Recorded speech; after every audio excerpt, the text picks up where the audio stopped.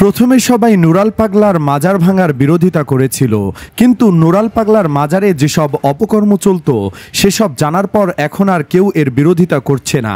শত শত মানুষকে গুমরাহি আর শিরক থেকে বাঁচাতে মাজারটা ভেঙে দেওয়ার বিকল্প ছিল না, অথচ ইউনূস সরকার আচরণ করছে হাসিনার মতো। এই ঘটনার পর দলে দলে আলেম ওলামা আর তৌহিদি জনতাকে গ্রেফতার করা হচ্ছে।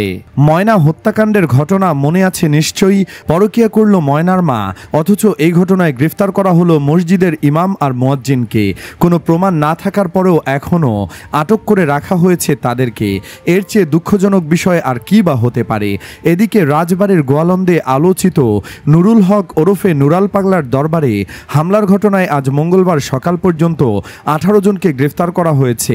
মঙ্গলবার সকালে প্রধান উপদেষ্টার প্রেস উইং থেকে পাঠানো এক বার্তায় এ তথ্য জানানো হয়। গ্রেফতারকৃতদের মধ্যে রয়েছেন স্থানীয় মসজিদের ইমাম লতিফ হুজুর, যিনি ঘটনার পর থেকে পলাতক ছিলেন।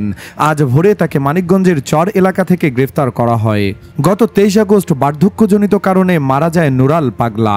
ওই দিন রাতে দরবারের ভেতরে কাবার আদলে 12 ফুট উঁচু করে দাফন করা হয়। বিষয়টি শরীয়ত পরিপন্থী বলে অভিযোগ তোলেন ইমাম আকিদা রক্ষা কমিটি। এরপর গত শুক্রবার জুমার নামাজের পর ইমান আকিদা রক্ষা কমিটির পূর্ব ঘোষিত বিক্ষোভ সমাবেশ শেষে বিক্ষুব্ধ জনতা নুরাল পাগলার দরবারে হামলা ভাঙচুর চালায়। এ সময় নুরাল পাগলার ভক্তদের সঙ্গে সংঘর্ষে একজন নিহত এবং দুপক্ষের শতাধিক মানুষ আহত হয়েছেন। পরিস্থিতি নিয়ন্ত্রণে আনতে গেলে পুলিশের উপর হামলা চালানো হয় ও গাড়ি ভাঙচুর করা হয়। এতে 10 থেকে 12 জন পুলিশ সদস্য আহত হন। পরে নুরাল পাগলার মরদেহ কবর থেকে তুলে পুড়িয়ে দেয় হামলাকারীরা। সব মিলিয়ে বারবার ইমামদের গ্রেফতার করার ঘটনায় এই মুহূর্তে দেশ জুড়ে চলছে সমালোচনার ঝড়। কিন্তু প্রশ্ন হলো, কে এই নুরাল পাগলা? কেন তিনি এত বিতর্কিত হয়ে উঠলেন? 1980-র দশকে তিনি নিজেকে ইমাম মাহদি দাবি করে গড়ে তোলেন দরবার শরীফ। সেখানেই বানান নতুন কালেমা, লা ইলাহা ইল্লাল্লাহ মাহদি রাসূলুল্লাহ নাউযুবিল্লাহ। পবিত্র কোরআনকে পদদলিত করে তিনি বলতেন ভোজপাতা। এমনকি আজানের বাণী বিকৃত করার অভিযোগও আছে তার বিরুদ্ধে। দীর্ঘদিন ধরেই আলেম সমাজে তার এসব কর্মকাণ্ড ক্ষোভ ও বিতর্কের জন্ম দেয়। তবুও এক শ্রেণীর অনুসারীর কাছে জনপ্রিয় হয়ে ওঠেন নুরা পাগলা। মৃত্যুর আগ পর্যন্ত তার প্রভাব গ্রামগঞ্জ ছাড়িয়ে বিদেশেও ছড়িয়ে পড়ে। মৃত্যুর পরও থেমে যায়নি তার উত্তরাধিকারীদের কার্যকলাপ। তার ছেলে নুরুজ শোভা ও অনুসারীরা এখনও ধর্মবিরোধিতার কর্মকাণ্ড চালাচ্ছে বলে অভিযোগ রয়েছে। দরিদ্র মানুষদের টাকা পয়সার প্রলোভন ও চাকরির প্রতিশ্রুতি দিয়ে ইসলাম থেকে সরিয়ে অন্য ধর্মে ধর্মান্তরিত করার খবরও উঠে এসেছে।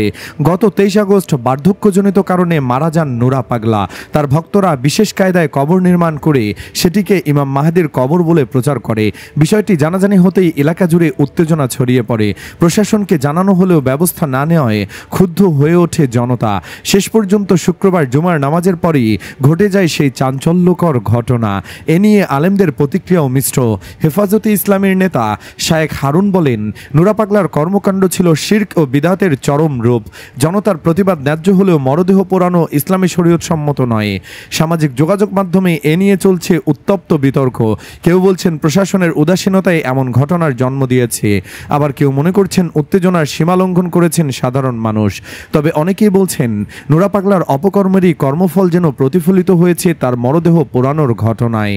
সুপ্রিয় দর্শক, আপনি কি চান নুরা পাগলার মাজারও ভেঙে দেওয়ার ঘটনায় যেন আর একজনকেও গ্রেফতার করা না হয়? কমেন্ট বক্সে জানিয়ে দিন আপনার মতামত। ভিডিওটি ভালো লাগলে লাইক দিন এবং শেয়ার করুন, আর অবশ্যই আমাদের চ্যানেলটিকে সাবস্ক্রাইব করুন।